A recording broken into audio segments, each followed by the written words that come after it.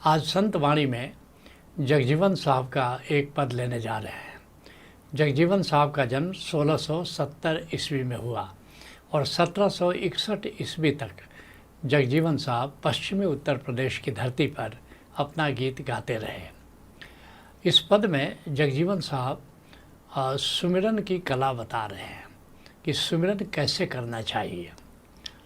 कहते हैं, गौ निकसी बन जाहि अब बाछा उनका घर ही माही। एक साधु को गौ की तरह होना चाहिए, गाय की तरह होना चाहिए। गाय क्या करती है? अपने बछड़े को घर पर छोड़ करके वो वन में चरने जाती है, लेकिन उसका जो चित्त है वो अपने बाछा से लगा रहता है। तभी जब शाम होती है तो फिर वो लौट करके अपने बछड़े के पास आ जाती है, क्योंकि दिन भर चरते हुए भी ख्याल बना रहता है कि पता नहीं मेरा बच्चा कैसा होगा। जिसके लिए कबीर साहब कहते हैं, सुमिरन की सुधि यों करो ज्यों सुरभि सुत माई। कैसे परमात्मा का सुमिरन कैसे करना है, परमात्मा से कैसे दिल लगाना है। कहते हैं कि जैसे गाय अपने बछड़े का ख्याल रखती है, बछड़े को हमेशा याद रखती है। कह कबीरा चारा चरत बिसरत कबहू नाई। वो घास चरती है, चारा चरती है, लेकिन अपने बछड़े को कभी भूलती नहीं।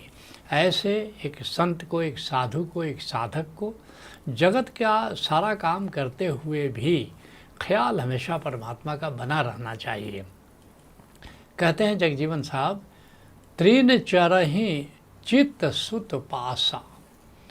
घास चरती है गाय, लेकिन उसका जो चित्त है अपने बछड़े के पास रहता है।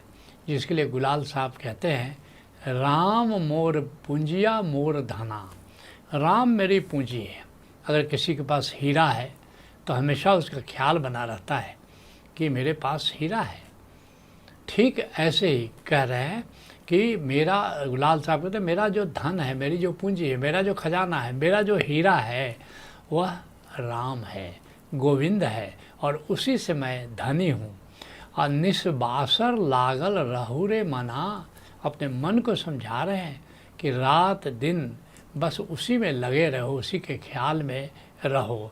आठ पहर तह सुरति निहारी जस बालक पाले महतारी। कहते हैं कि जैसे रात दिन वहीं सुरती लगाए रखो, जैसे माँ अपने बच्चे में हमेशा सुधि उसकी बनी रहती है, और इस तरह वो बच्चे का जैसे लालन पालन करती है, हमेशा बच्चे के ख्याल में जीती है।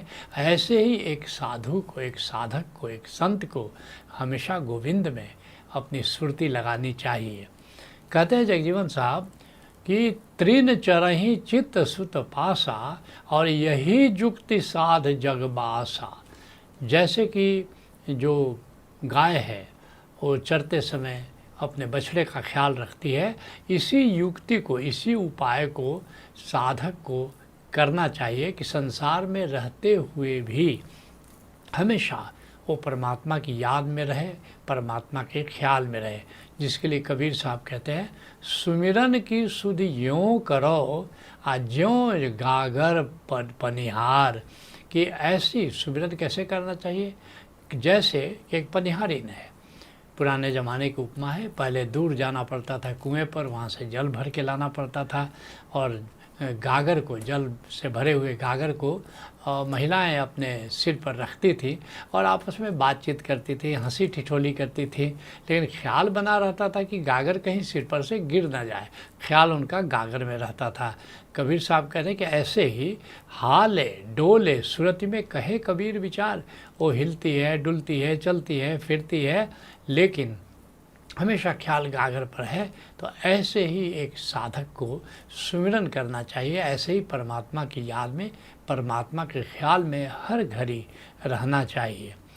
कहते हैं जगजीवन साहब, साधते बड़ा न कोई।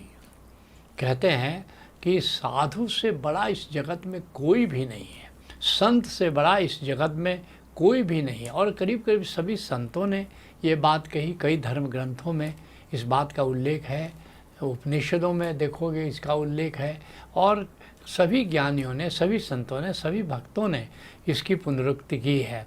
कहते हैं साधते बड़ा न कोई, जिसके लिए पलटू साहब कहते हैं सब में बड़े हैं संत और दूसरा नाम है। अगर 1 2 3 गिनाओ कि सबसे बड़ा कौन है इस सृष्टि में, फिर दूसरे नंबर पर कौन है, तीसरे नंबर पर कौन है, पलटू साहब से कोई पूछता है कि 3 कौन कौन से संत हैं, दूसरा नाम तत्व ओंकार तत्व, और तीसरा भगवान विष्णु के 10 अवतार हैं। तो ये जो 10 अवतार हुए, या भगवान विष्णु ने राम की तरह अवतार लिया, कृष्ण की तरह अवतार लिया, तो इनकी बड़ी महत्ता है, क्योंकि सृष्टि का लालन पालन तो करते हैं और सृष्टि की रक्षा के लिए, सृष्टि में धार्मिकता की स्थापना के लिए ये अवतार लेते हैं। तो कहते हैं कि 1 नंबर पर कौन है, 2 नंबर पर कौन है, 3 नंबर पर कौन है। अगर कोई मुझसे पूछे तो मैं कहूँगा सबसे बड़े हैं संत, 1 नंबर पर संत है और दूसरा नाम है, दूसरे स्थान पर नाम तत्व है, ओंकार तत्व है, जो हमारी आत्मा की गूंज है, समस्त अस्तित्व की गूंज है।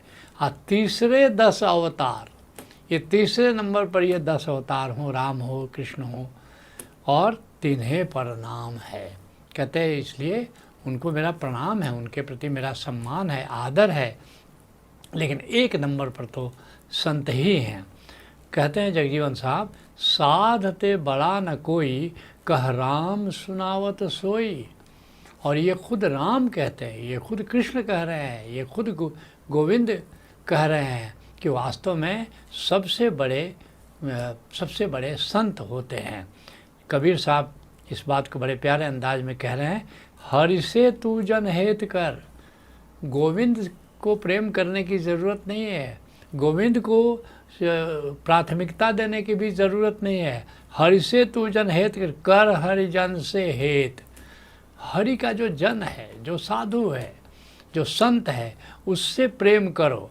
अब माल मुलुक हरि देते, गोविंद खुश होगा तो क्या होगा, तुमको धनवान बना देगा, बलवान बना देगा, शक्तिमान बना देगा, संसार में तुमको अच्छी प्रतिष्ठा, अच्छा पोजीशन दे देगा।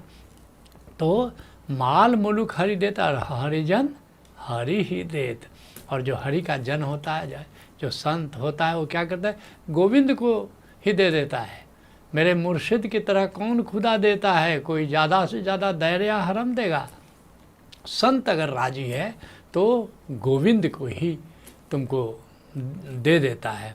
कहते हैं जगजीवन साहब राम कही हम साध, रस एक मता औराद। कहते हैं कि राम स्वयं कह रहे हैं कि हम साधुओं में वास करते हैं, साधुओं में वास करते हैं, रस एक मता औराद। और इस तरह जो राम रस के साथ एक हो गया है, ओंकार के साथ जो एक हो गया है, उसकी आराधना करो। और ऐसा तो कोई संत ही हो सकता है। कहते हैं जगजीवन साहब हम साध असाध हम माही। कहते हैं हम साधु में हैं, हम संत में हैं। गोविंद की उक्ति बता रहे हैं कि परमात्मा स्वयं कह रहा है इस बात को कि हम साधुओं में वास करते हैं और साधु हम में वास करते हैं। इसके लिए संत मीरा कहती है साधु हमारी आत्मा जी और हम साधुन की देह। कहते हैं कि ये जो गोविंद की उक्ति मीरा बता रही है कि गोविंद ऐसा कहते हैं कि साधु हमारी आत्मा जी, ये जितने साधु संत हैं वही मेरी आत्मा है और हम साधुन की देह। परमात्मा कह रहा है कि हम तो साधुओं की देह हैं, हमारी आत्मा तो साधु है। रोम रोम में रम रही जी ज्यों बादल में मेघ। मीरा कहती है कि इस तरह से हम साधुओं में रमण करते हैं, साधुओं के साथ हमको आनंद मिलता है। और ज्यों बादल में मेघ, जैसे कि बादल में पानी होता है, ऐसे ही कह रहे कि मेरे भीतर बस नीर की तरह किसी संतों का वास है। कहते हैं जगजीवन साहब कोई दूसर जाने नाही, हम साध साध हम माही और कोई दूसर जाने नाही।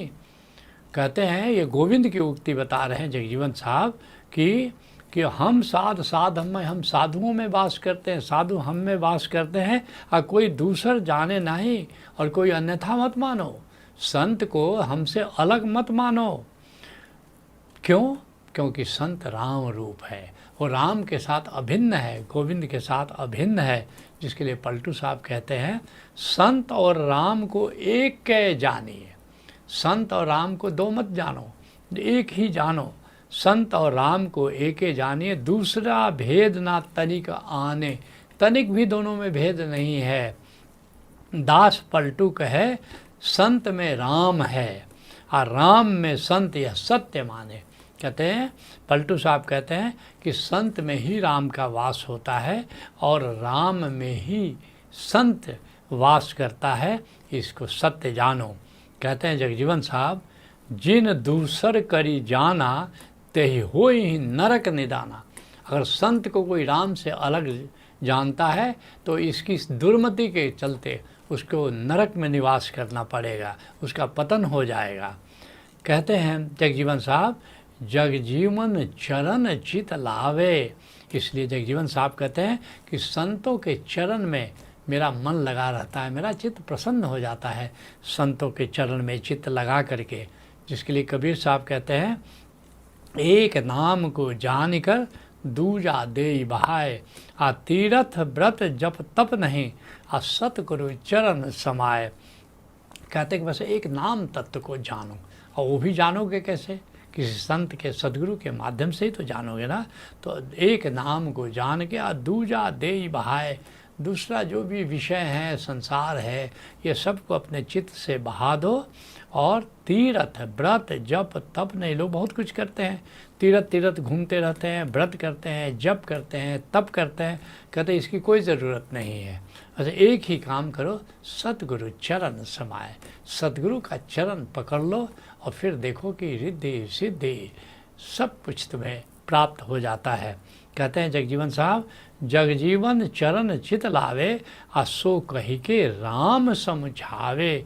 और ये बात जगह जगह पर अवतारों के रूप में प्रकट होकर के गोविंद ने कहा है। इस बात को जगह जगह धर्म ग्रंथों में ही बात कही गई है कि संत को श्रेष्ठतम जान करके उसकी सेवा करो, क्योंकि संत प्रसन्न हो जाए तो स्वयं परमात्मा को दे देता है।